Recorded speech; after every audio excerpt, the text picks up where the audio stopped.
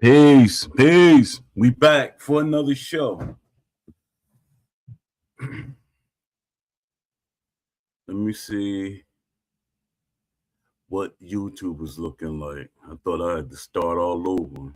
What happened was I didn't even start the show on Talk Show. Y'all want to know if I didn't say anything.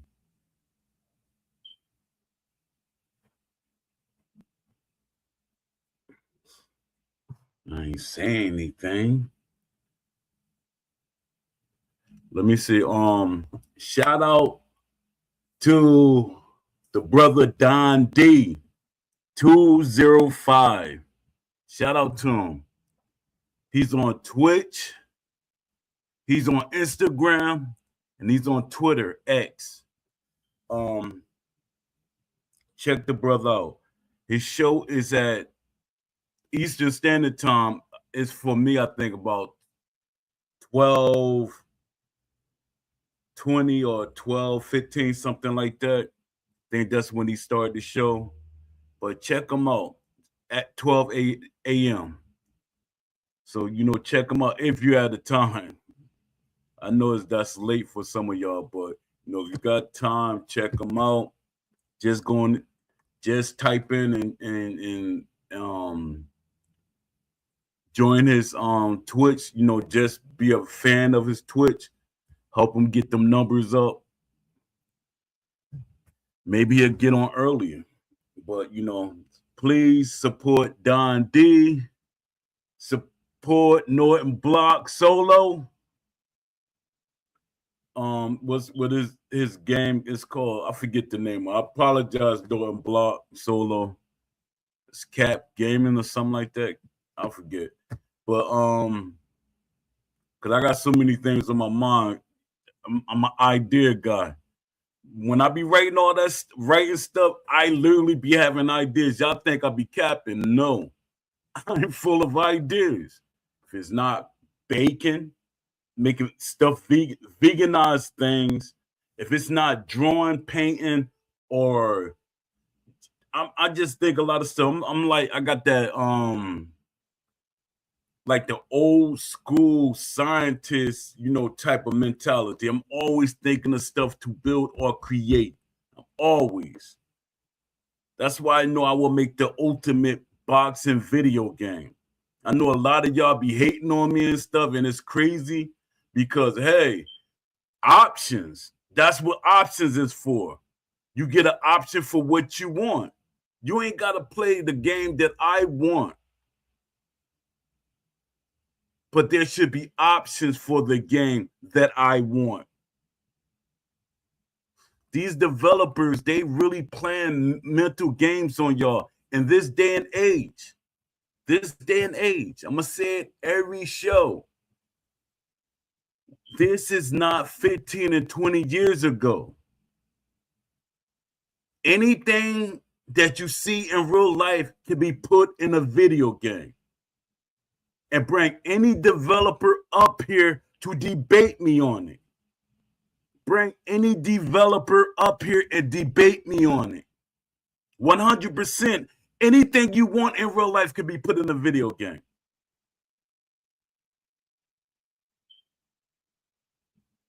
Y'all be making it easy for them to say, hey, we can't do this. Hey, that's hard to do. Y'all make it so easy for them. But then you see companies like 2K, I know that triggers y'all. When y'all see companies like 2K and y'all see some of the games that EA do right, you see the things that they do, but you get this company Steel City, and y'all quick to say, oh, it's their first game. Ash and his brothers did not develop the game. The game is their, the company is theirs, but they didn't actually, hey, I'm going to program this, I'm going to code this. They didn't do that. They got people with experience, and they got over 40 years of games that came before it. We ain't got to even mention boxing, but sports games that came before Undisputed happened. Y'all acting like this is the first boxing game that ever was made. It's crazy. Y'all acting like this is the very first boxing game that's made. Y'all giving them excuses like y'all gonna get something. They're not gonna give you a free game or something. You're not gonna get the game. Is not gonna be less. You're not gonna pay less for the game. You should want as much as you can get out of a game. It's your pleasure. It's what you want to do. And to my friends and to the gamers that always try to have that dictator mentality, y'all need to sit down, man. Y'all really need to sit down because options is what keeps a game going on forever. It keeps it going. If you got options in the game, it makes the game last longer. Everybody got options to play how they want to play, not how they're forced to play. Shout out to I'm Precisely One. I agree, Poe. People act like we're in 1995 and technology is limit. 100%. You know, I'm going to say it in every show because developers watch this show. The gaming industry watch this show. People, because when I look, I see people be shadow watching. So that means they're here, but they cannot say nothing. They can't come on the show. It's one developer. No, I'm not gonna put his name out there, but it's a developer that worked for EA. He's kind of new. He wasn't helping them when I was there, but he's a new developer. He wanted to come on the show. He said, "I listened to your show. It's some things I want to talk about." But they shut him down because EA know how I am. I will make him say something that he don't want to say. He'll get so comfortable and think that we're just chilling there. He say, "Hey, you know we're doing this, and you know we're doing that. Companies do it every time. People get so comfortable with me. If you know how many companies I talk to and they tell me their ideas, not that I'm going to tell. Ash told me stuff. That's why I get mad, because I get mad. I'm madder than most people that think this was Ash's vision. This wasn't Ash's vision. That's why I get angry. That's why I'm so frustrated, because I heard what Ash said in the beginning. Everything that he didn't want ended up happening. Everything that he said is he don't want to happen to his game, and he wasn't going to let happen to his game, he let happen. Ash is soft. He's soft. It's no way in the world I would have let somebody come and change my game. And from my understanding, Ash don't own his game no more. Ash is basically a worker for his idea. That's the difference between him and me. I had a business. My mother-in-law, no, a friend of my mother-in-law, they call each other sisters. She was like, "You should make your business corporate." I said, "I wish I would make my business corporate, because if something ever happened to me, it goes to people that did not make the business. They could vote my son out. They could vote me out of my business, my ideas. I'd rather be poor and broke than let somebody get rich off of what I built." And that's how Ash sound to me, like, "Hey, I don't want no publishers," because he wanted to self-publish, from my understanding. It sounded like he wanted to self-publish, because he said, "I know if I get publishers and investors, they're going to try to change my ideas unless I sign that I have creative control." I'm not making up this stuff. He might hear this and say, Hey, I didn't say that because he trying to save face. He trying to make himself seem like he wasn't soft and let somebody take over his game. It's 100% he said that. He can't make me change the story because that's what he said. I have no reason to say that that's what he said. I wouldn't have been so hyped up if he told me, say, hey, Poe, you know what? I like what you're doing, but I'm making an arcade game and I want you to support it. Do you know how angry I would have been? I'd have been really going off. I wouldn't have never been in that Discord. I wouldn't even been trying to deal with that game if he said that. I got excited when he told me, hey, this game gonna be realistic. And he says it so many times in videos. Nobody seems to hear it. He said he wants the game to be realistic, hyper-realistic as possible. He wanted the game to be realistic. He wanted the game to be strategic. And people said, strategic? That's boring. Do you know, even though Mike Tyson was knocking people out, a lot of things that he did was strategic? That shows the boxing fan and the casual fan. Everything Mike Tyson did was a build-up to him knocking the person out.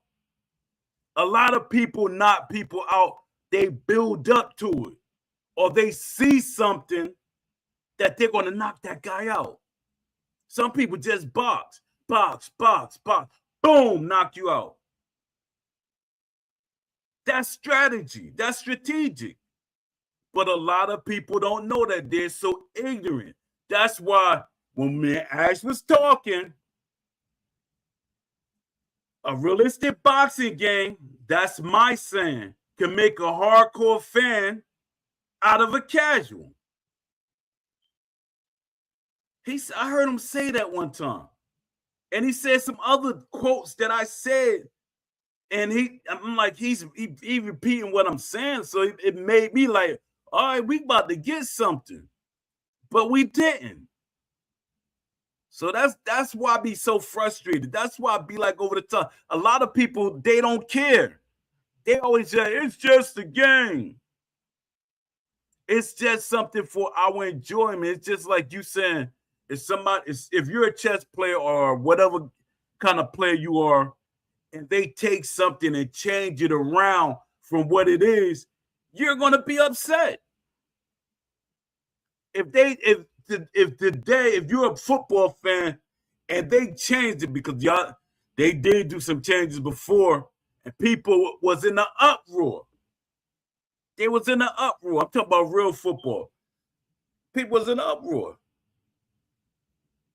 How they tried to dumb football down some, even though it's dumbed down, but dumbed down more, but they had to start implementing stuff back that they was trying to take out. Like boxing, they trying to dumb boxing down. And a lot of fans going for it. Do y'all even really hear about Misfits boxing? Barely.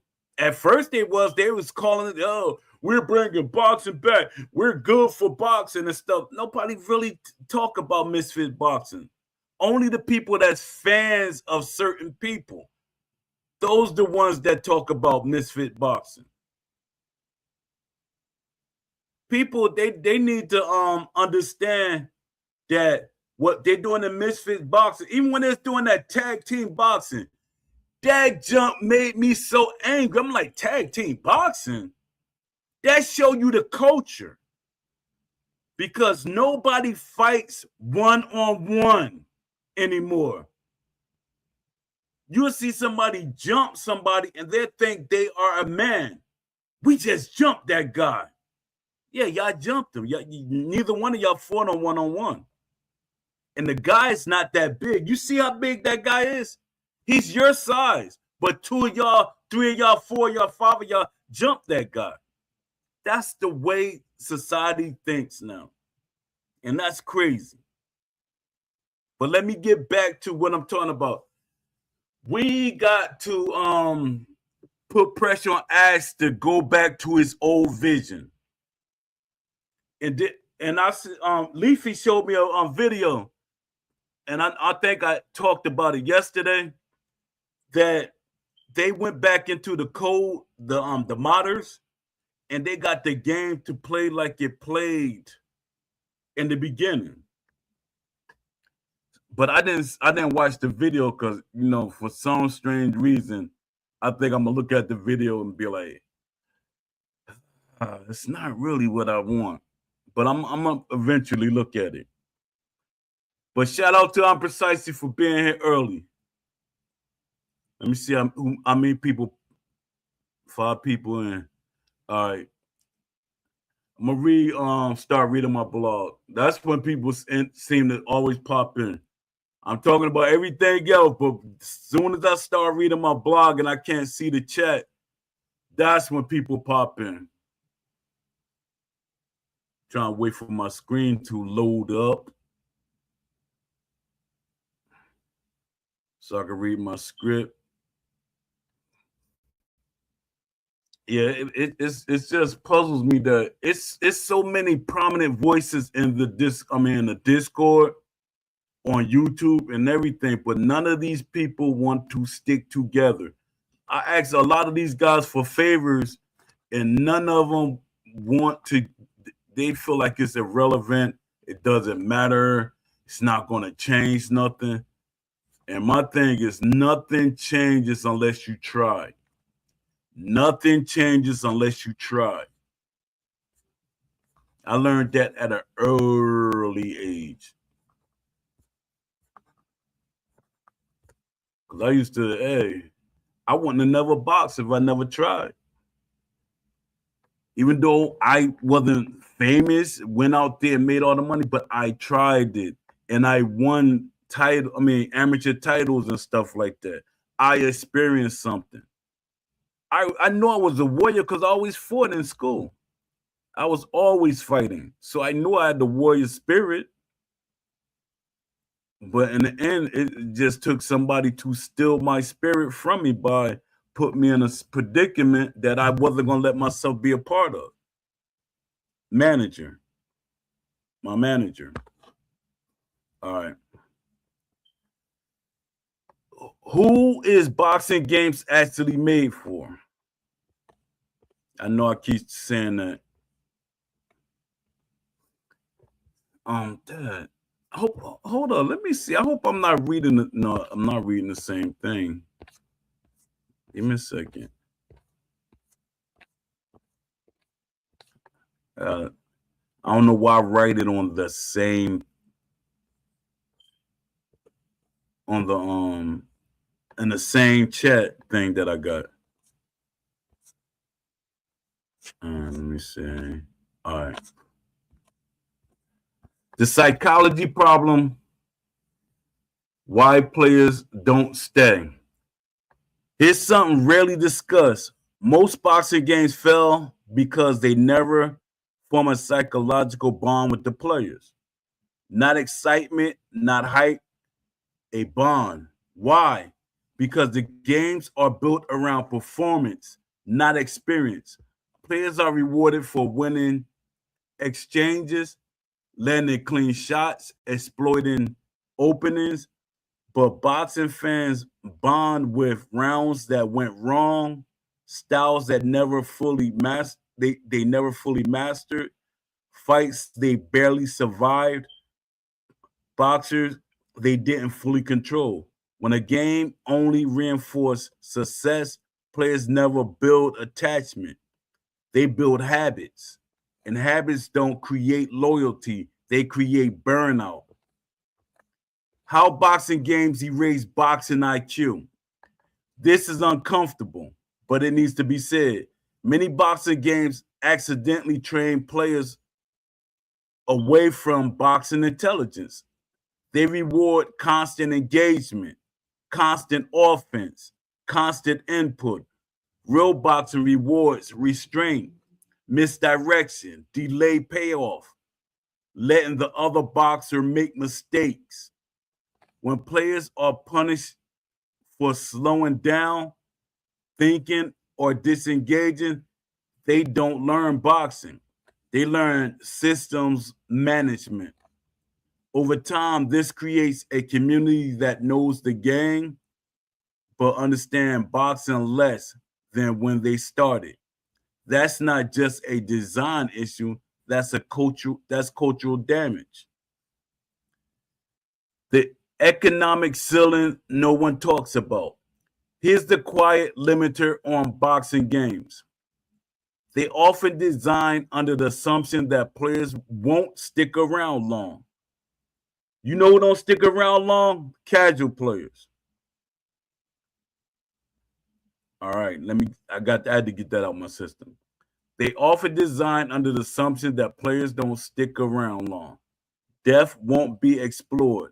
Complexity won't be appreciated. Longevity is unlikely. So ambition is capped before development even starts. Why invest heavily in long-term career memory, evolving boxer identities, generational rivalries, historical consequence systems if the expectation is churn? This creates a vicious loop. Shallow systems lead to low retention. Low retention justifies shallow systems. And boxing, more than any sport, suffers from this loop. So they add, but the mentality they go in that people's not going to stay that long. So they build the game so people don't stay that long. And that's crazy. And people accept it. That's why I say some of these content creators, they're supposed to be our voices, but they're not. Because they don't care. That's the part what I be saying. They don't care. They really don't care. These are things they need to be speaking up about. Why boxing games fell at memory. This might be the most important part of the episode. Boxing games don't remember. They don't remember how you won, how you lost, what kind of boxer you became, what wars changed your style, what damage altered your approach. Every fight resets the emotional context. But boxing is a sport defined by accumulation. A real boxer carries scars, habits, fear, confidence, reputation. When a game doesn't track or reflect those things, nothing becomes legendary. It all becomes disposable. Why we don't get legends only rosters? Why we don't get legends only roster? Here's the end result. Boxing games don't produce legends. They produce usable characters. Legends aren't just strong. They're remembered because they were awkward to fight with. They punish impatience. They force They force adaptation. They age visibly. They scared players psychologically. There should be a fair in certain boxers. So that means you gotta fight. It's just like with fighting games. That's what it bugs me out. It like really bugs me out. When you play a fighting game, like you playing Mortal Kombat, you fear certain things that one of the characters does. You fear them. But when it comes to a boxing game, everything has to be dumbed down. That's crazy. Nobody's put that logic together. Why in a fighting game like Street Fighter, all these games, there are things that you gotta be aware of with certain characters. But you want to dumb down boxing. Certain things that boxers do that, hey, Deontay Wilder, if they put his real power back in the game and he fight the way he fight, Deontay Wilder got losses. So he's beatable. For one, Deontay Wilder is his arms too long for, like, if let's say, because a lot of people say Deontay Wilder would have knocked Tyson out. Tyson moves too much for Deontay Wilder. And once Tyson is in close with Deontay Wilder, he would knock him out easy. And Deontay Wilder would have clammed up. Once Tyson got in the middle, Deontay Wilder would have clammed up. Especially the Deontay Wilder we got now. He do these little smack and slapping punches. I don't know what the heck he got that from.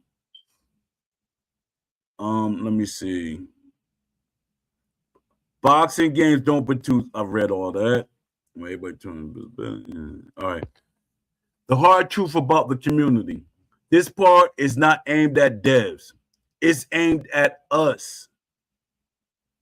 When the loudest feedback demands constant action, instant payoffs, immediate mastery, full control, we're asking for a version of boxing that doesn't exist. And I hear people say this all the time. Constant action, instant payoffs, immediate mastery. It's crazy.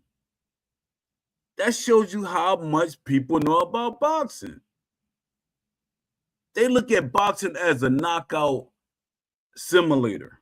That's what kind of boxing game they want to. They want a boxing simulator. I mean, a knockout simulator. That tells you a lot right there. Especially when I hear people say he has his high gut. You know, when they worried about the blocking. When they worrying about the blocking, I know when I was in the amateurs or I see one of my sparring partners or something like that, and they say such and such got a good guard, and you know what they start practicing on? Body shots. He got good guard, but he don't got body shots. He might put the arms down to block the body, but look what's right there. But y'all thing is y'all want to knock the person out with a headshot. Every shot got to be the head. That's why it shows how much people know about boxing or care about boxing. A lot of people really don't care about boxing. They pretend they care about boxing. A lot of these people, I hate that they're in the community, but who am I to say, hey, you shouldn't be playing the game? It's more people playing the game, but it just should be options. All right, the loudest feedback demands constant action, instant payoff, immediate mastery, full control. We're asking for a version of boxing that doesn't exist. And when we're surprised when the game feels hollow, if the community doesn't allow discomfort, boxing games can't be honest. So the real question isn't why aren't boxing games deeper? It's are we willing to sit with a boxing game that doesn't always feel good? Because boxing doesn't exist to entertain you every second. It exists to test you. Until boxing video games embrace that, they'll keep improving technically and fading culturally. Let me see. Yeah, here go the part that I wrote about a boxing, a knockout simulator. Let me see anybody pop in here. What's up, Mike Adams? Mike Adams in the house. Mike Adams 7904. He's in the house. Appreciate you popping in. Why some fans actually want a knockout simulator? That's what fans want. I could tell by the conversations. A loudest segment of the audience isn't chasing boxing. They're chasing resolution. Knockouts give instant payoff, emotional closure, a clear winning moment, something clip-worthy, something easy to judge. Boxing by nature is unresolved most of the time. Fights that go nowhere, rounds that cancel each other out, damage that doesn't show immediately, wins that feel arguable. But fans, for people uncomfortable with ambiguity, knockouts feel clean. A KO removes debate. So what they're really asking for isn't realism, it's certainty.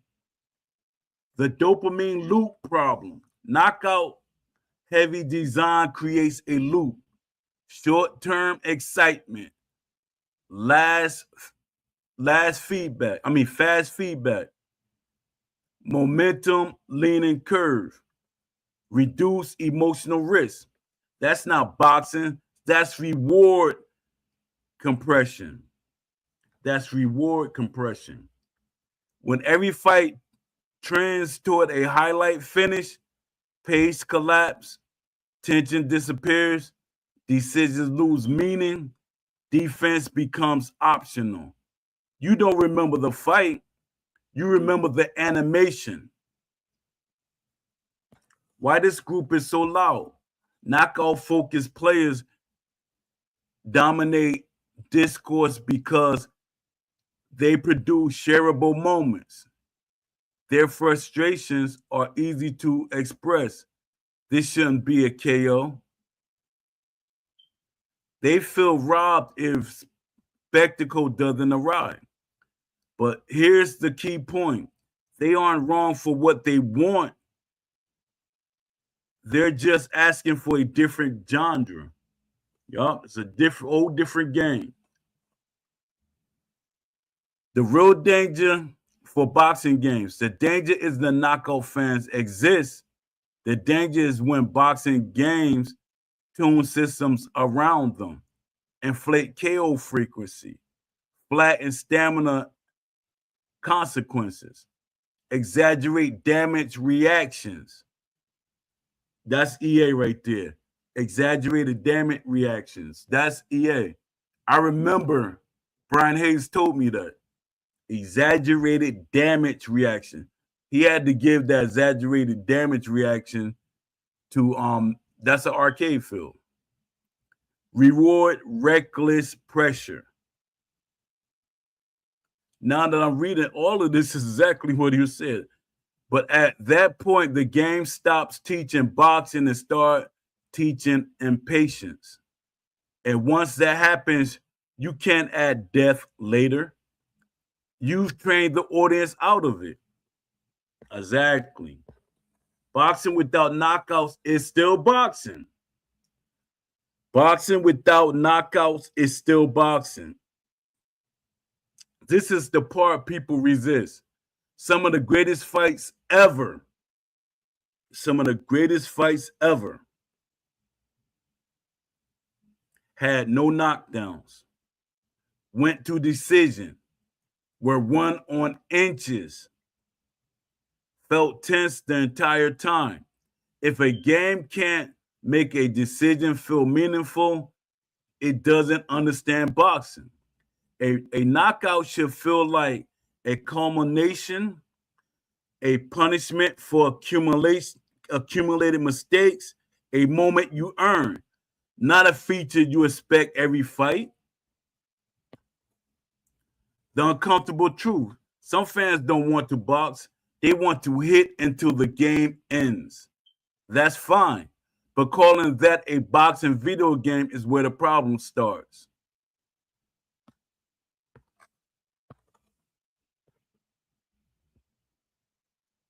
All right, let me see who in here. Who else popped in? No, Mike and Precisely here. All right, let me see. Arcade sports games don't sell well anymore. Not because people hate fun, but because the player expectation contract has changed.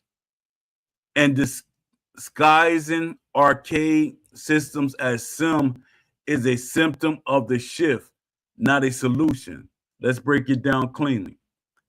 The fantasy has changed. In the 90s and early 2000s, arcade sports worked because the fantasy was I get to be the athlete for 5 minutes.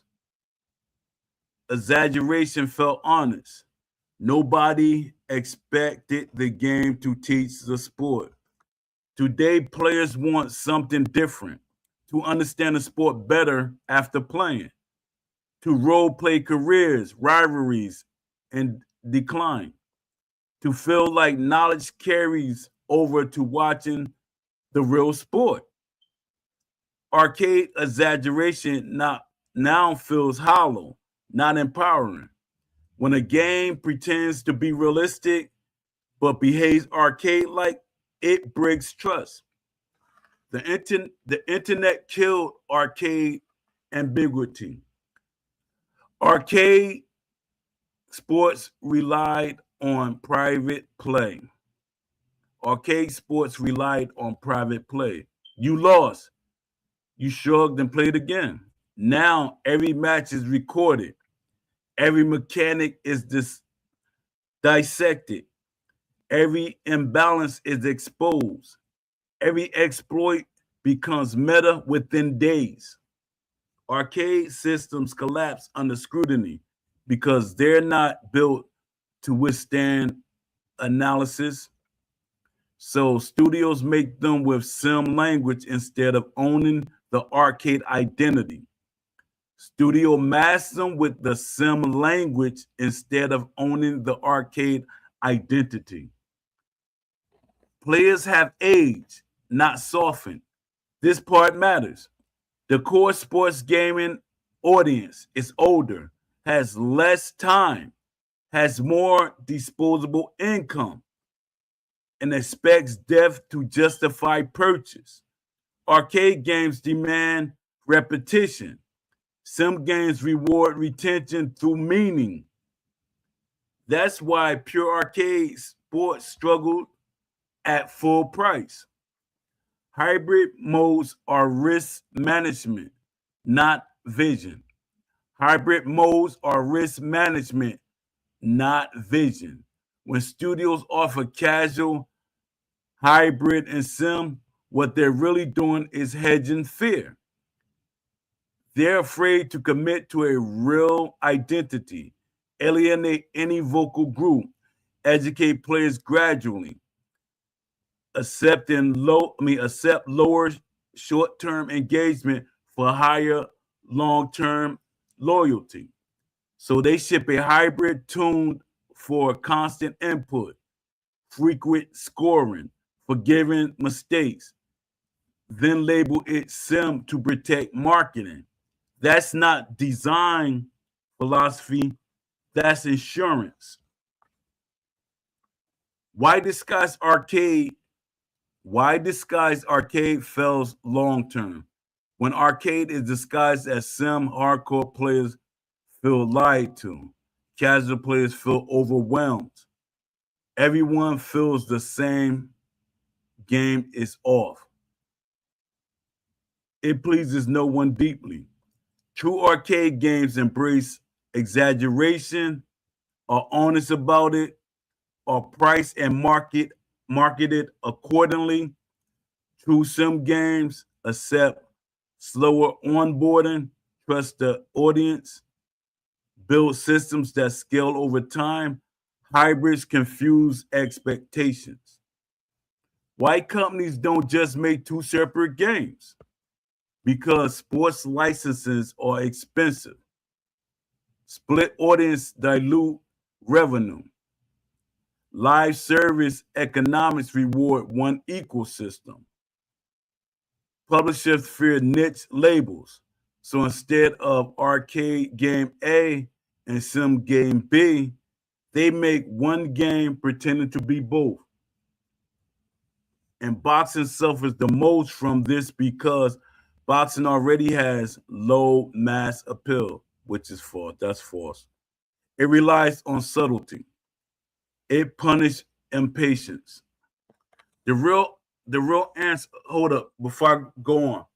To all the developers that's listening to this podcast, boxing is bigger than what y'all keep making it or what y'all been led to believe. Is bigger than way bigger. It's a multi-billion-dollar business. The money is there for boxing video games. It's so many ideas out there that you could attach to a video game. Like when they brought back the cards, just like 2K got cards for the basketball game, you could be using these brands, Flair and all that, implemented into your game. You know, I hate the aspect of monetize. I mean, people, but that's on them. That's on them if that's what they want to do. But if you got the core game, nobody should be complaining about what somebody else is doing. That's like me complaining about my friend. He's betting on a boxing match and I'm not. That's on him.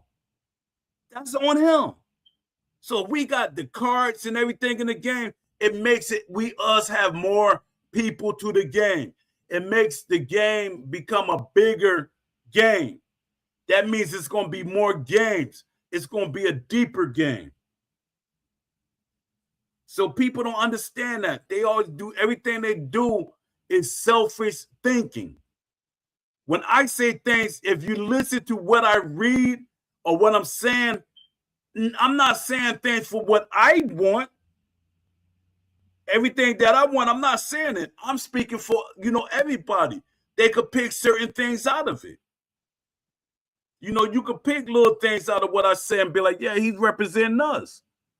I try to speak for everybody that don't have a voice. And I said, if y'all have something to say and y'all think I'm not saying it right, y'all could come on the show. I invite anybody to come on the show. You could just talk. I ain't even got to ask you questions if you don't want to. You can come on the show. Heck, you can even host the show for a day or two or three if you want to.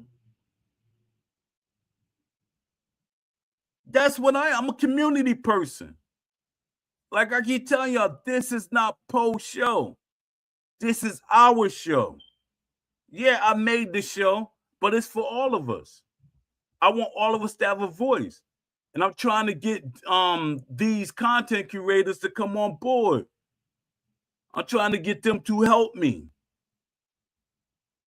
I don't care about numbers. I really don't. But they would help me get more exposure, but I don't care about, I'm like, hey, I go all out just to get the numbers. I don't. But, if it happens, it happens. Because they help me get more exposure and get my voice out there more.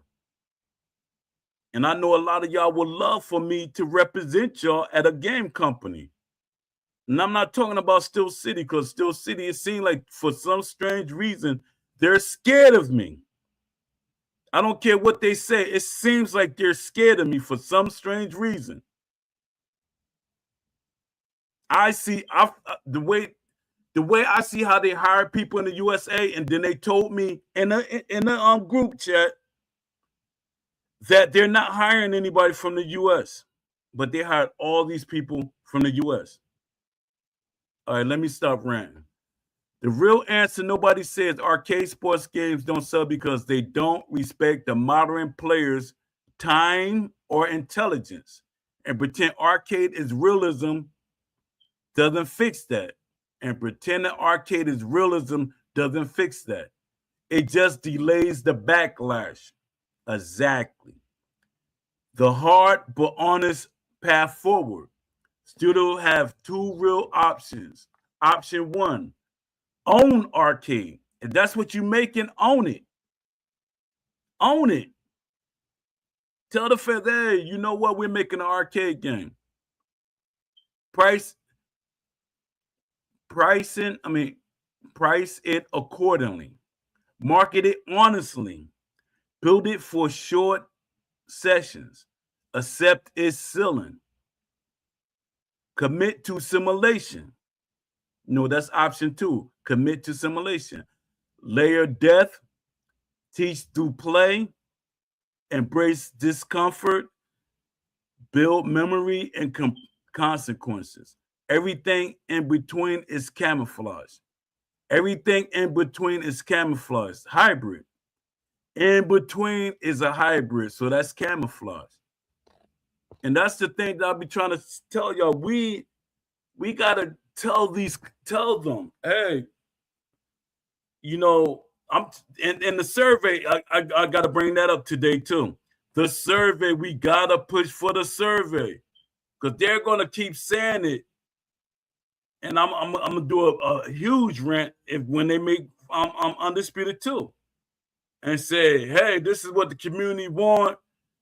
like, no, that's what y'all said. Y'all want it, and y'all said the community want. That's how companies do. They say, this is what the community want.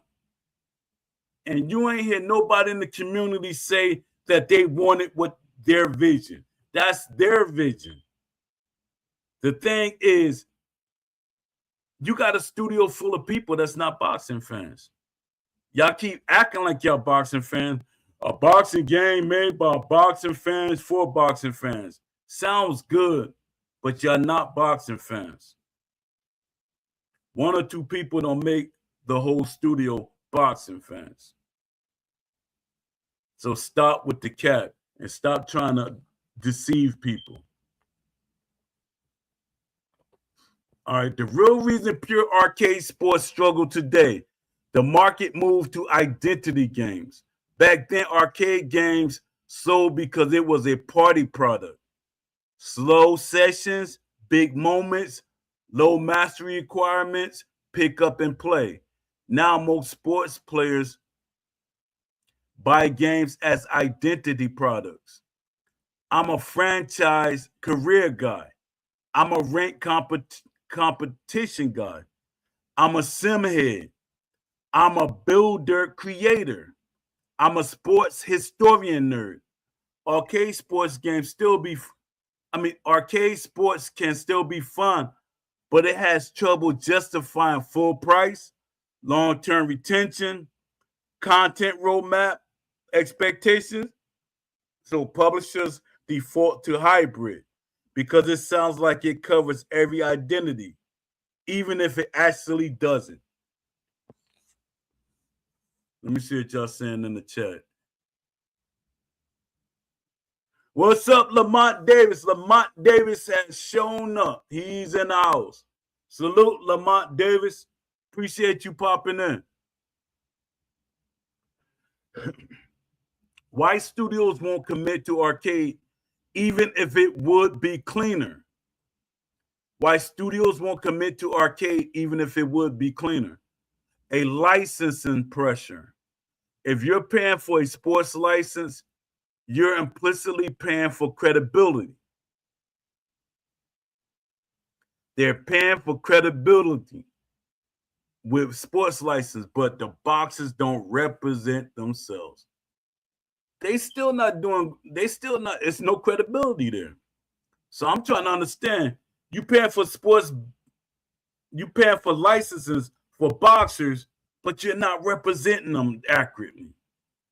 So right there, that's a default right there, right?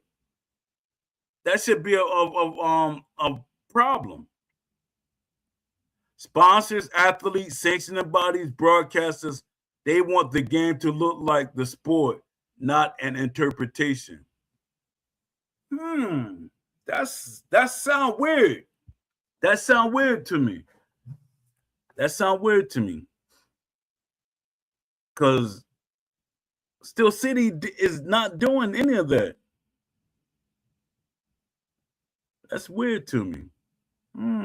Okay, arcade only is harder to pitch because it can be seen as branding damaging. Oh. Arcade only is harder to pitch because it can be seen as brand damaging. It's less compatible with authentic marketing. It risks backlash from athletes, fans who want respect. All right. Y'all hear that? All right. Monetization expectations. Modern sports titles are evaluated by retention curves, return rate, engagement minutes, reason to come back. So I wonder who's on their marketing team or whoever does this, because they don't know what they're doing. All these days, it's crazy. Somebody like me get all this information and know what it takes. The retention curves. I know what makes people stay. I know what will make people stay. Return rate. I know what make people come back. Engagement minutes, I know that too. Reason to come back, hey, I know what that does. So it's like, who the heck, what, why are you hiring these people? Ash, why are you hiring these people?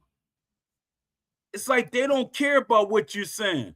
My thing is, when somebody hire me for a job, even if I don't know how to do it, but I got the skill, like I'm a developer, I will do my research.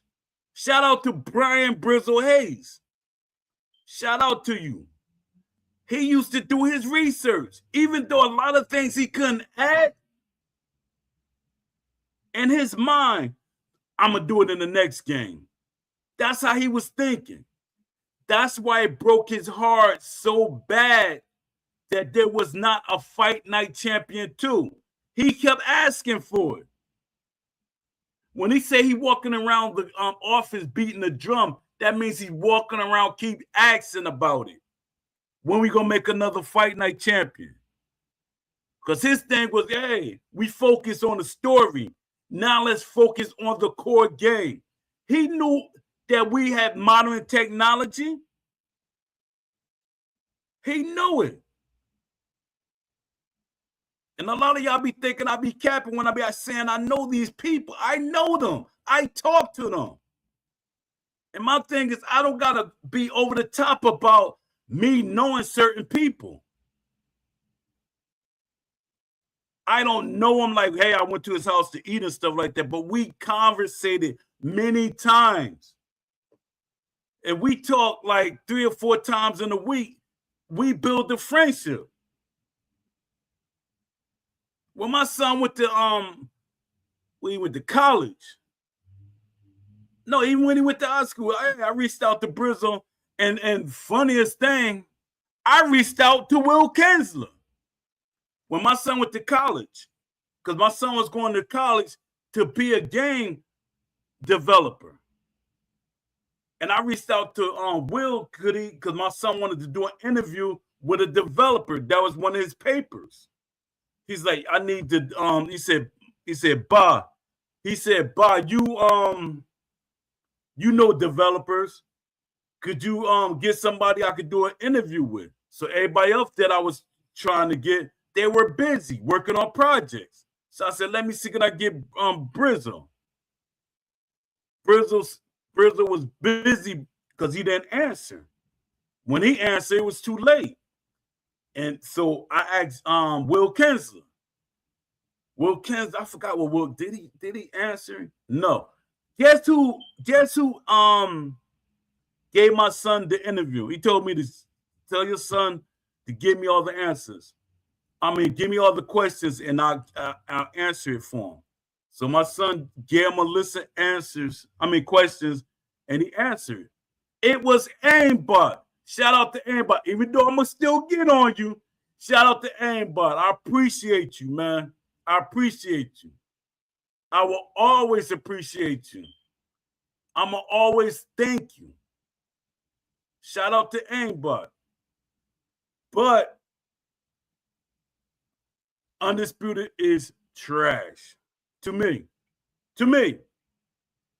My expectations was up there. The ESBC version, that's what I expected. But shout out to Aimbot for looking out for my son. He didn't have to, because everybody else that I thought would have did it, that's another thing. Like, I should have noticed when Will did that with my son, I shouldn't even have pushed him. I mean, like, hey, Ash, I know this guy from EA, because Brian Hayes was my first choice, but Brian Hayes, he didn't want to abandon EA at that time. Let me see what y'all saying in the chat. Nothing, everybody. All right.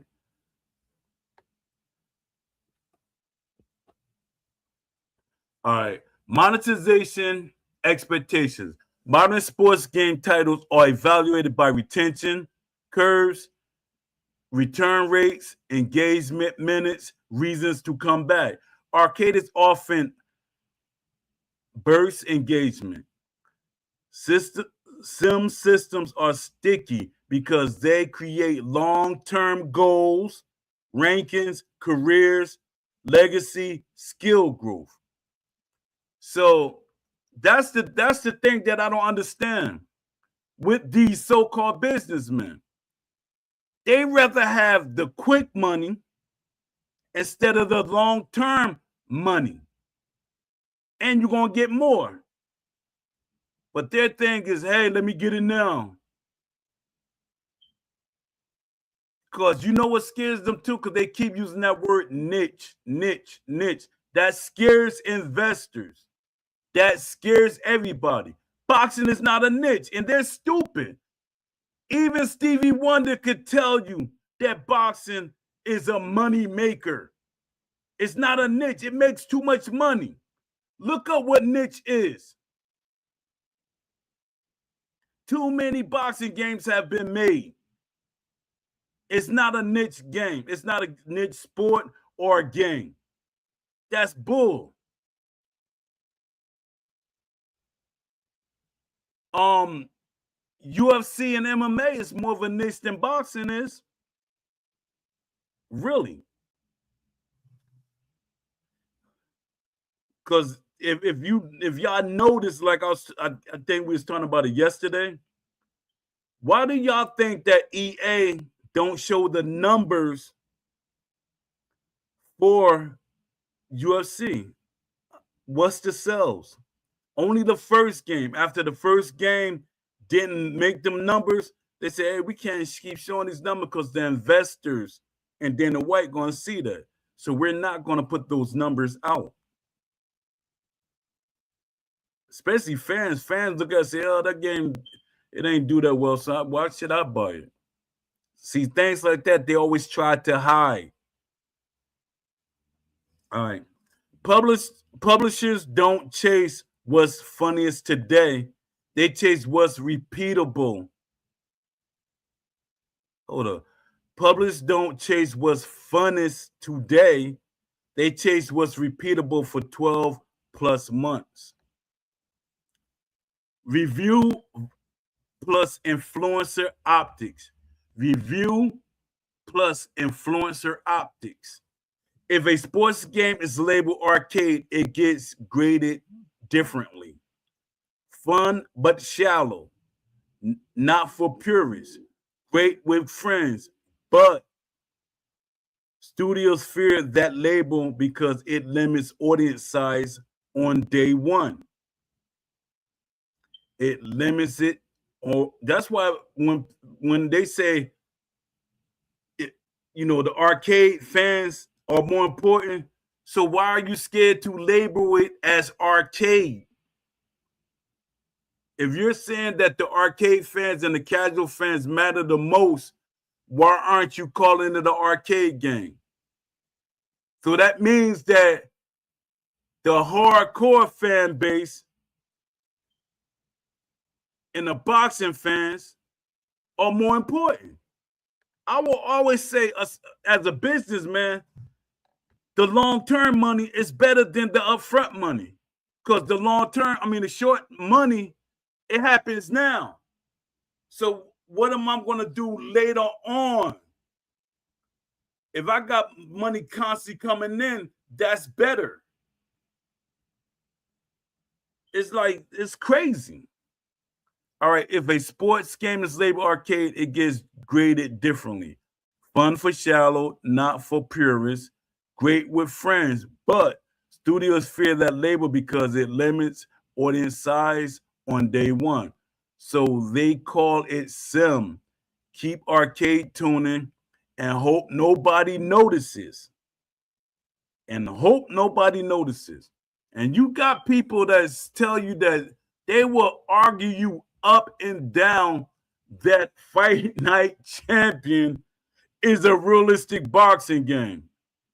Yet the developers say it was not a realistic boxing game. It was a hybrid that leaned toward arcade. I know it hurts some people's feelings, and a lot of people gonna get, hey man, no, it was realistic, man. No, probably you played it realistic, but the game was not realistic. Why hybrid disguised as sim happens specifically? This is the core of your complaint. The disguised hybrid risk. A lot of sports games secretly do this. Marketing, authentic, true to life, built with experts. Yup, sound like Steel City, right? Design reality, high scoring frequency or high KO frequency. Forgiving risk, defensive systems undertoned, stamina consequences softened, highlight outcomes over long consequences. Why? Because it's the safest way to keep casual players from bouncing early, keep online matches exciting, generate clips, reduce complaints about boring, but it breaks the sim promise. And my thing is with that boring junk, like people said, man, if it was realistic, it'd be boring. You know why it would be boring? Because you're making it boring. No matter what the other boxer does, it's still up to you. You make the excitement. When I boxed, I made the excitement. Every fight that I had when I boxed was full of excitement. Even when I said I'm not gonna slug this fight, I'm gonna just box, let people know I could box. Even when I boxed, people were excited because I got heavy hands. So people were excited. It's up to you as a player to make the excitement. But you know what somebody will do? They'll go in the middle of the ring and they let the other person keep moving around the ring, but they're not doing anything. You're not trying to cut the ring off. You're not trying to engage. So that means that boring fight that you're talking about, that's you. Even if there's clinching in the game, because you said the clinch is going to make it even more boring. No, that's up to you. Because you can fight out of the clinch. The referee would come over there and break y'all. Or you could stop a clinch. Person try to clinch, I put my hand out real quick. Because he gotta when he go to do this, I put my hand in his chest. Oh, y'all don't think. Y'all don't think. That's why boxers need to be in the studio so they can tell y'all. Those are the tutorials. The boxers. All right, let me see. Let me read this over so I can make context. Design reality, high frequency or high KO. Forgiving risk. Defensive systems undertoned. Stamina consequences softened. Highlight outcomes over long-term consequences. Why? Because it's the safest way to keep casual players from bounce. Oh, I read all that. I don't need to read that again. I didn't think I got down that far. All right. The biggest factor, modern audiences punish what? The biggest factor, modern audiences punish nothing happening. This is especially deadly in boxing. A real boxing round can be probing, cautious, ugly, tactical, low output. A video game or audience often interprets that as the game is unresponsive. I can't do anything. This is boring. So devs juice outcomes. More stuns, more wobble states, more flash KOs, more dramatic reactions. That creates what you said, a knockout simulator wearing a sim costume. Boxing is uniquely vulnerable because it's a low feedback sport. Boxing is uniquely vulnerable because it's a low feedback sport. In basketball or football, feedback is constant. Points, possessions, stops, assists, yards. In boxing, feedback is subtle. Ring positioning, tempo control, threats manipulation, layered fence, cumulative damage, psychological expression. If a game doesn't translate that subtle feedback into felt feedback, audio animations, cameras, AI behavior, the easiest substitute is big stuns, big KO, big knockdowns. That's why boxing games drift arcade even when they don't mean to. Why just add hardcore, hybrid, casual modes? It's usually a trap. Why just add hardcore, hybrid, casual modes? It's usually a trap. On paper, modes sound respectful. In reality, they create three problems: split tuning, fake choices. Studios rarely maintain three balanced ecosystems properly. One mode becomes real, the others are neglected, or all three are compromised. The community fragmentation. You end up with some players blaming casual players. That's happening now. Casual players calling some boring. That's happening now. Hybrid players dominating matchmaking. That's happening now. Then the loudest group pressures future tuning.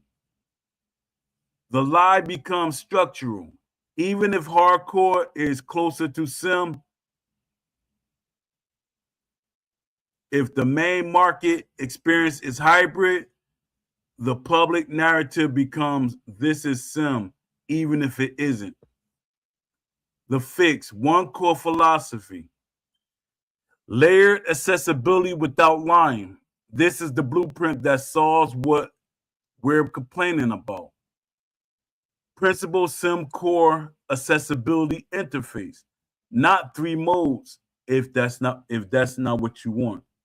If a company don't want to make three modes, this is the solution. One game, one physics, logic core. Accessibility comes from how the game helps you, not from changing reality. Keep the sim core non-negotiable.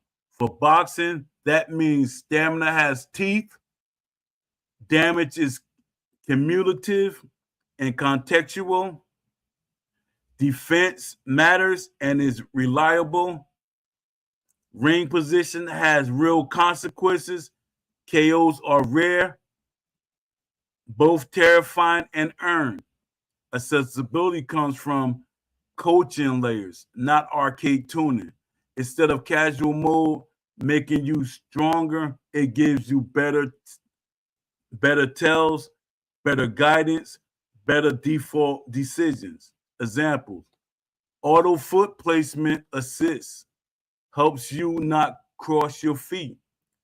Guard discipline assist, prevents brain dead openings. Breathing rhythm guidance, audio cadence corner cues. Short selection suggestions, trainer voice, not UI spam. Ring awareness highlights, subtle nets when near ropes. You'll still box, you're just being coached. You're still boxing, you're just being coached. Making boring rounds feel tense, not dead. This is huge. A sim boxing game must communicate tension through crowd swell based on momentum shifts. The crowd in Undisputed is garbage, and there is technology to make the crowds act realistic. There is technology to make the crowds act realistic. They can even call your name if the developers programmed it. They can even chant the boxer's name. It's the developers made it. They did these in older games. I remember in older basketball games, football games. Let me see. Corner urgency escalate. Micro reactions, gloves catching shots, balance checks, fatigue breathing, mouth guard adjustments. See, little things like that. You'll see a person, they doing something with their mouth guard and stuff like that. All these things, we don't get that in a boxing game. The little things. A joker pulling up his cup or adjusting his cup or pulling his pants, his shorts down some or something because they're going up too high. Little things like that. Them the sweat moments. Camera language tightens in dangerous moments. Commentators called out, he's waiting, he's loading. Todd don't say stuff like that. Todd be saying some WWE type of commentary. Even when I hear him say at real fights, I'm like, Todd, you don't sound like no commentator for boxing.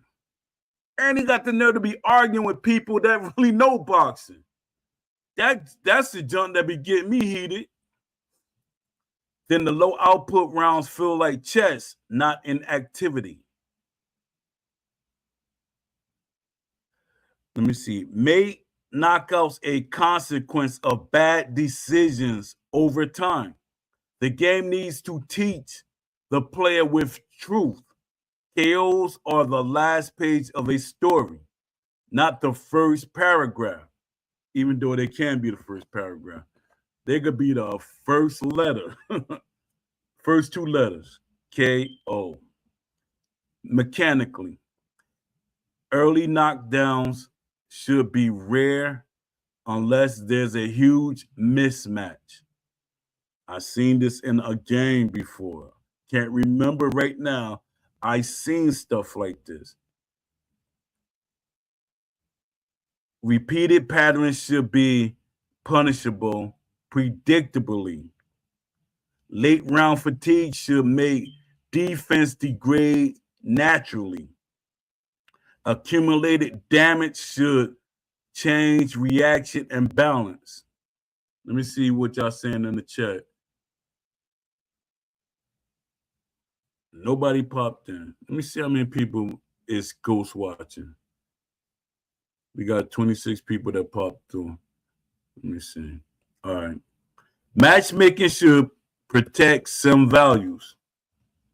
If online play rewards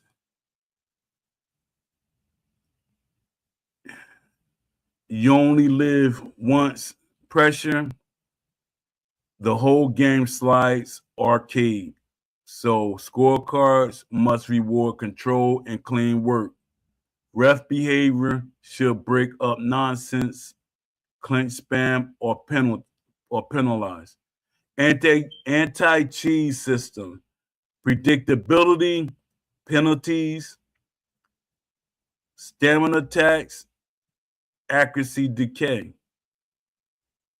Durability should be contextual, not random. Why companies don't do this? The blunt truth, because it requires confidence to lose some instant gratification players early. They lose them early. They lose these people early. The casual fans leave early. Production, investment, and feedback. Audio, animation, corner, AI. Production, investment, they got the money. A long-term roadmap that assumes players will learn. Publisher fear that learning curve. But boxing games need it. Boxing doesn't translate otherwise.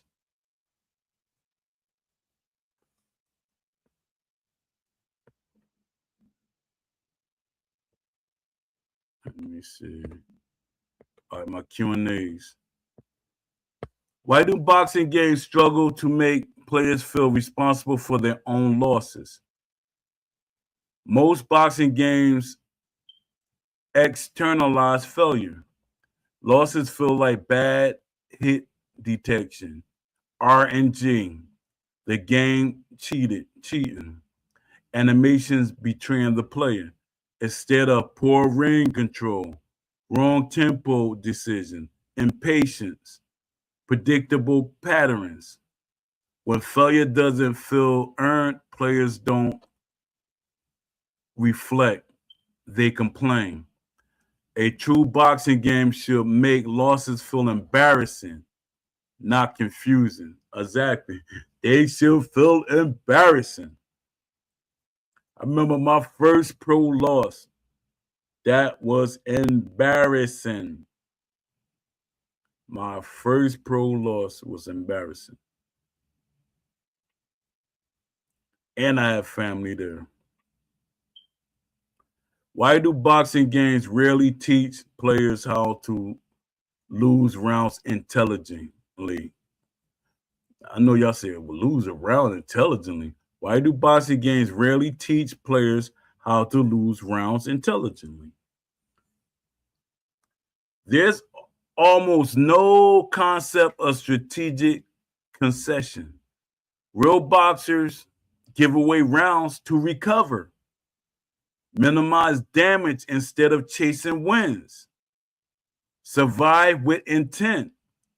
Games treat every round as must win, must engage, must score.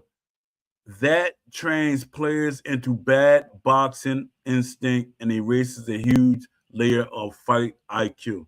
Exactly. That's why when I be seeing people complaining, that's how you tell how, even though they quote unquote they say they hardcore boxing fans and stuff like that, it shows that you're really not a boxing fan because you keep complaining about stuff that happened in real boxing. Why do boxing games fail to communicate threats without action? In real boxing, threat exists before punch land. In real boxing, threat exists before punch land. Games often fail to express loaded weight, coil balance, intent behind stillness, psychological pressure. So designers compensate with force exchanges, constant activity, artificial openings. The result, movement without meaning. Why do boxing games flatten stylistic fear? Why do boxing games flatten stylistic fear?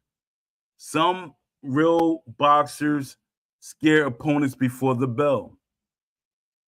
Some real boxers scare opponents before the bell rings.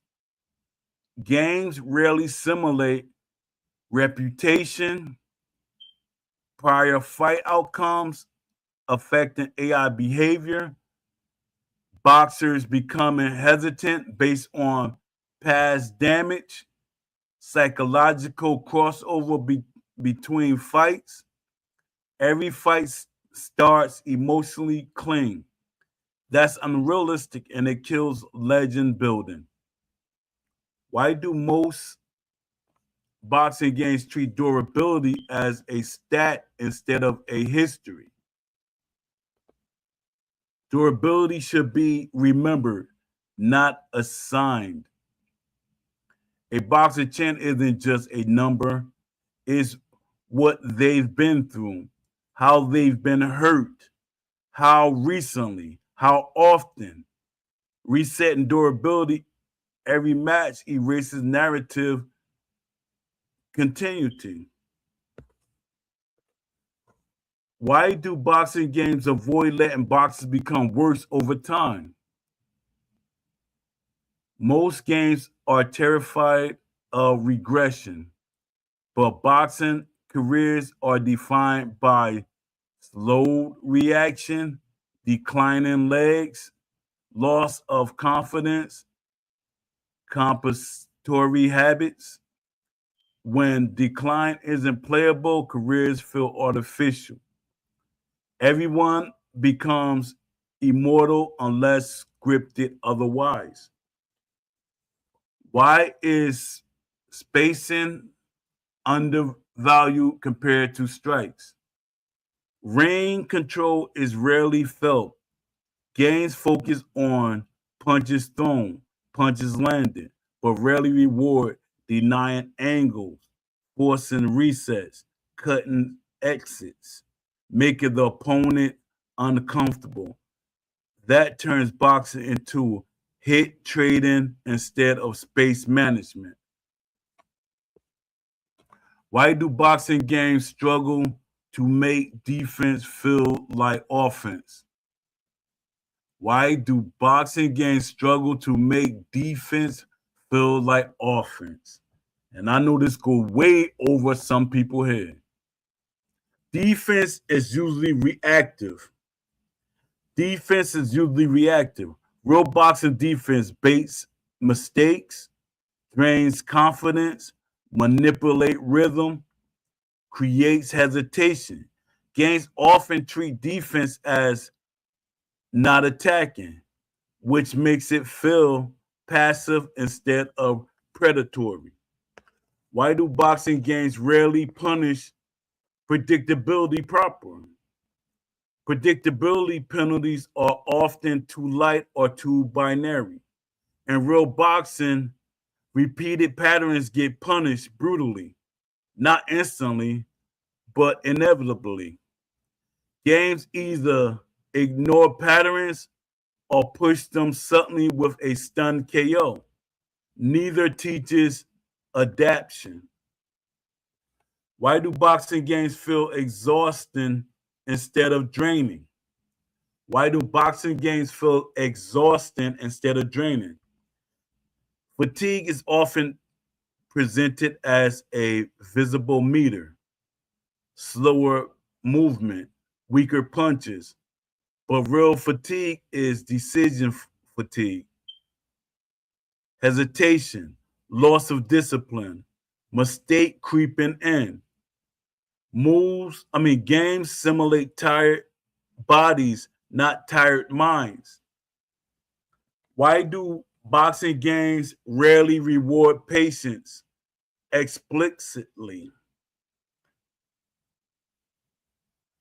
There are few systems that say you waited correctly, you didn't bite, you let the fight come to you without explicit reinforcement. Patience feel like inactivity, even when it's correct. Why do boxing games struggle to make clinches meaningful beyond stalling? Great question.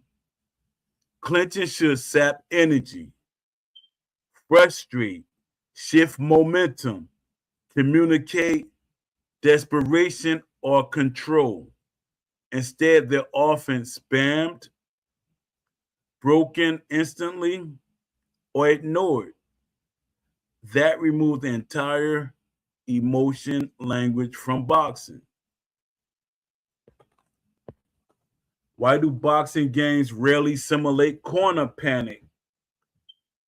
Corners should misread situations, give back advice under pressure, clash with the boxer's instincts. Most corners are perfect, calm, and obstinate. All right. That's not boxing, that's a tutorial voice. Exactly. Why do boxing games fail to make silence powerful? Crowds are often all crowds are often always loud, always reactive, always hype driven. Real tension lives in quiet arenas, held breath, uneasy lulls, sudden eruptions. Silence is part of boxing drama. Games rarely use it. Why do boxing games struggle to make survival feel like victory? Why do boxing games struggle to make survival feel like victory? Not every win is dominance. Sometimes surviving a bad matchup, a dangerous round, a hostile environment is the achievement. Boxing games don't celebrate survival, they only celebrate outcomes.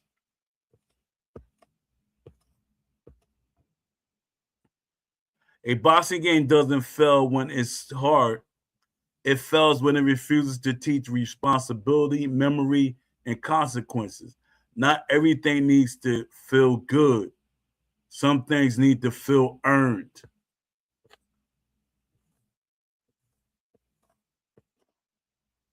Let me read this. Let me see what y'all saying.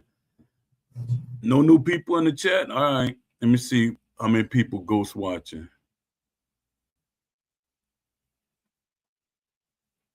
Let me see. Give me a second, y'all. All right. All right. The impenetrable defense debate.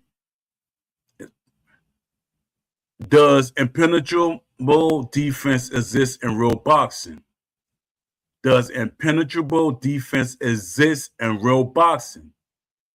The answer is yes, but not the way video games usually interpret it.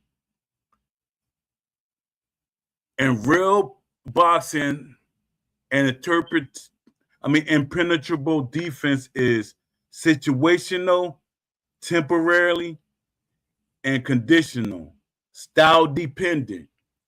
It is never permanent, universal, or passive. What looks impenetrable is usually distant control, anticipation, timing, opponent frustration, fatigue mismanagement by the attacker, not invulnerability. Why do fans think impenetrable defense is unrealistic? Because games often implement it incorrectly. They present defense as static blocks, binary success failure, animation-based immunity, low stamina cost, no position trade-off. That feels fake. Real defense mastery requires constant micro adjustments, energy expenditures, risk exposure elsewhere, mental focus. When games skip those costs, players reject the idea outright. Why do some fans want impenetrable defense in games? Because they're actually asking for reliable defense, not invincibility. They want their input to matter. Predictable outcomes from correct reads, protection from random damage, the ability to shut down reckless pressure. That's reasonable. The problem is vocabulary, not intent. Why does elite real world defense actually look like mechanically?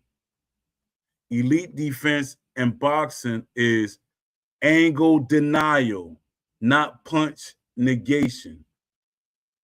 Range manipulation, not shelling up.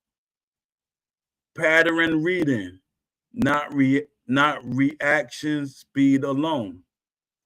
Fatigue exploitation, not instant counters.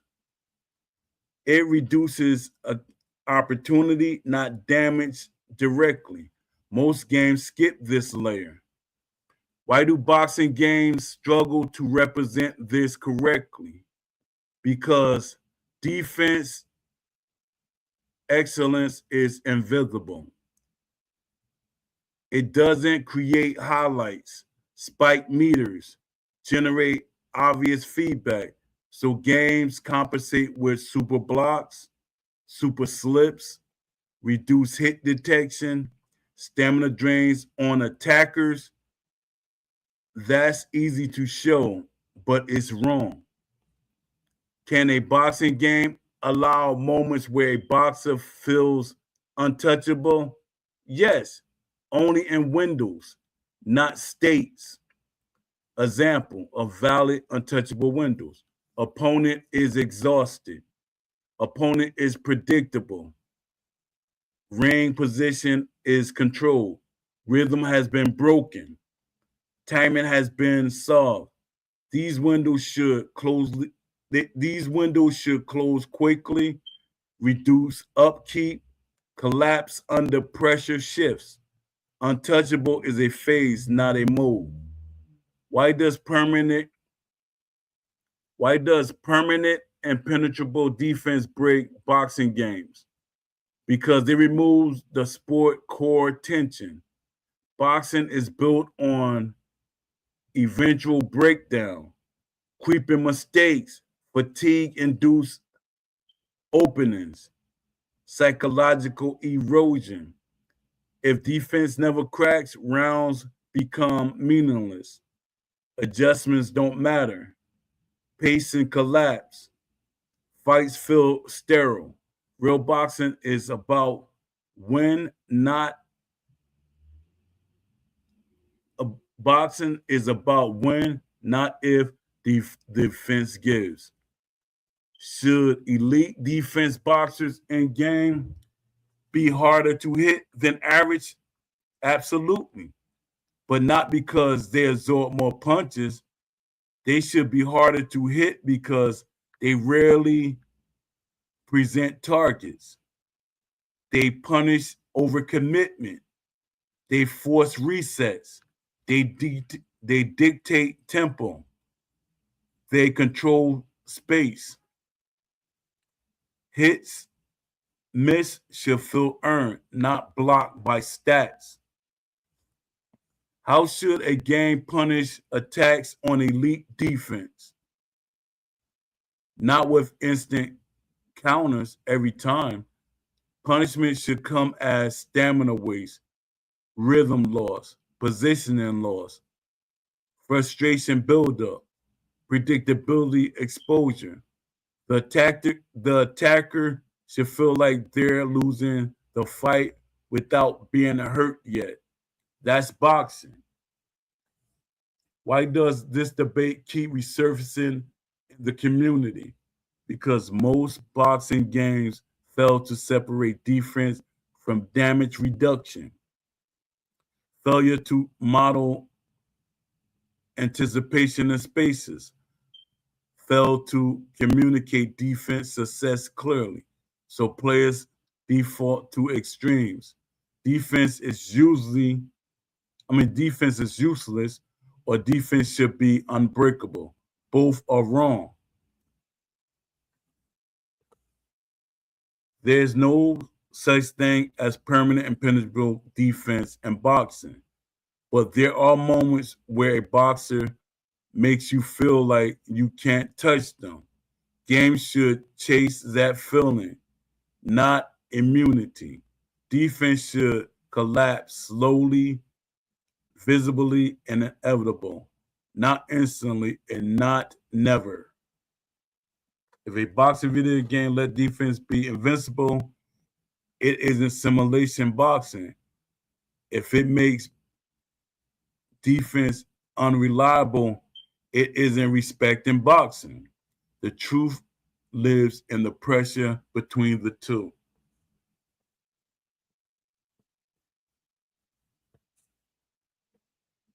Let me see what y'all saying in the chat. What's up, Shaolin FaZe? Yeah, I saw it, man. He beat the brakes off of Teofimo Lopez. He beat him down. He did him dirty. He made the fight, even he said it, the fight was easier than he thought it was going to be.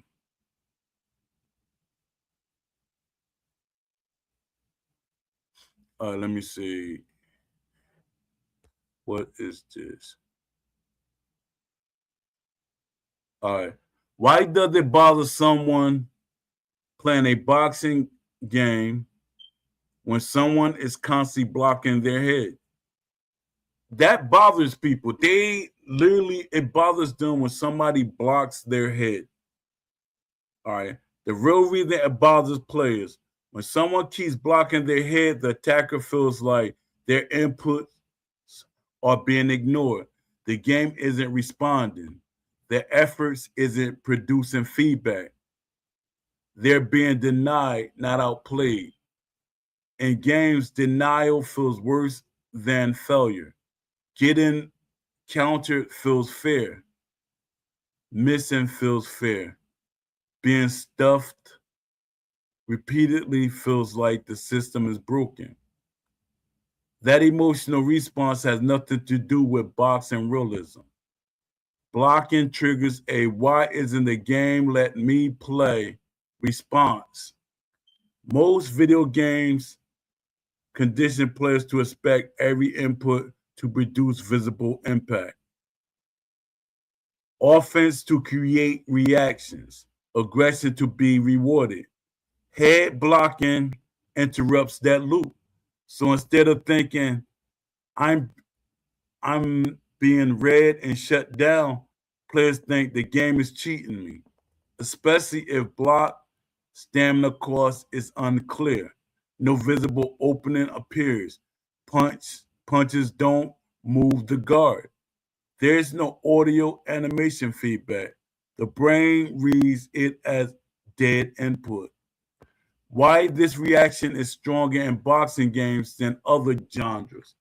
Because boxing games are close range, face to face, rhythm based. There's no camera cutaway, cool down, or reset. So so when offense is denied, tension doesn't release. The player stays locked in. Frustration compounds quickly.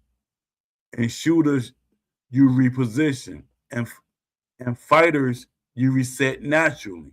In boxing, you're still standing there, being blocked.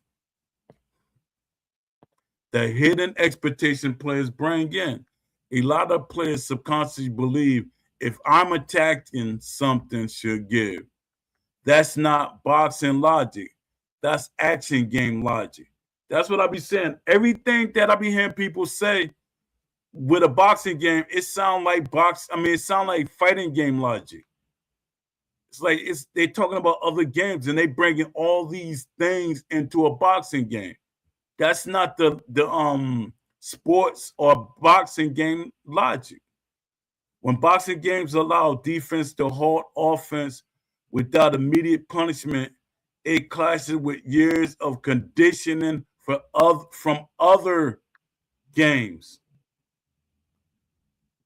Why constant blocking feels worse than slipping or moving? Blocking is static denial. Slips feel dynamic. Footwork feel earned. Counters feel interactive. Blocking just sits there. If the game doesn't show guard fatigue, glove displacement, vision obstruction, body exposure, balance compromise, then blocking feels like a wall, not a tactic. Walls frustrate players. The missing feedback loop. This is the real design failure. Constant blocking should never feel silent. There should be muffled glove thuds, arms slowly dropping, elbows flaring, breathing changing, stance tightening, micro stuns to posture. Without feedback, players assume nothing I'm doing matters. That's when anger kicks in. Why some players call it unrealistic, even though it isn't. They're not saying this doesn't happen in boxing. They're saying this doesn't feel interactive. Unrealistic becomes a placeholder word for frustration. Blocking isn't the problem. uncommunicated defense is the problem. If the game clearly shows progress towards a breakdown, mounting costs to the defender, alternative pass opening, body, angles, clinch, patience. Players stop getting mad. They adapt. And that's the thing. When somebody's blocking their head, their body is always going to be open. And I just hear people just, hey, I say, is his body open? Yeah, but he blocking his head. No, but his body is open. So that shows how much of a boxing fan you are. You don't know that you attack somebody's body if their hands up so they could drop their hands.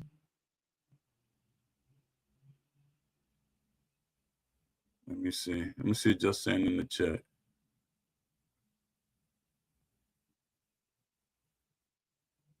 I'm gonna read a little more and then I'm about to well, I guess that might be it, y'all. Let me see what time I got up here.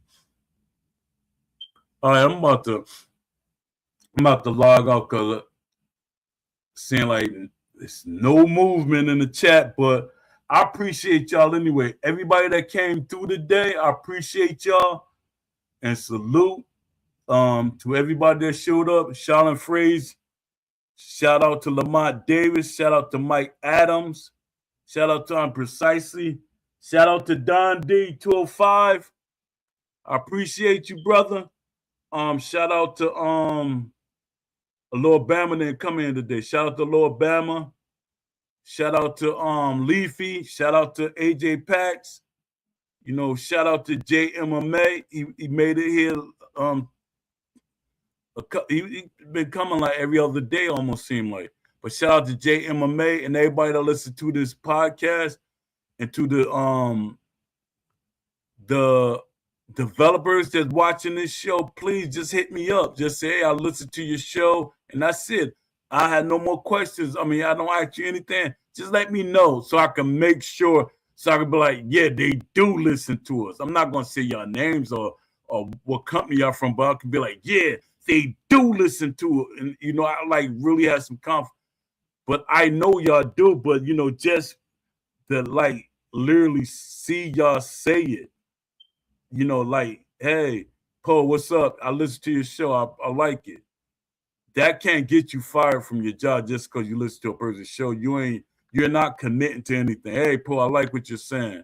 You know, keep up the good work. You know, stuff like that. But salute to everybody that listen to the show. I appreciate y'all. And the show is at 6 p.m. Eastern time every day, except on Sundays. On Sundays, it's at 3 p.m. Eastern time. I appreciate y'all and thank everyone who's listening. Please hit the like button if you listen to it later or on your way out now. But salute. Appreciate y'all. Thank y'all for coming through to share another episode with me. Peace.